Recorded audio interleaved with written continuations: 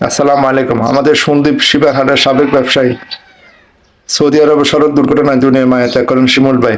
সেই শিমুল ভাই পারিবারিকভাবে সিদ্ধান্ত হয়েছে নিজামুদ্দিন শিমুল ভাইকে পবিত্র মসজিদ নববী এবং আমাদের প্রিয় নবী হযরত মুহাম্মদ সাল্লাল্লাহু আলাইহি সাল্লামের পবিত্র রওজা মোবারকের পাশে জান্নাতুল বাকিতে কবরস্থান করা হবে।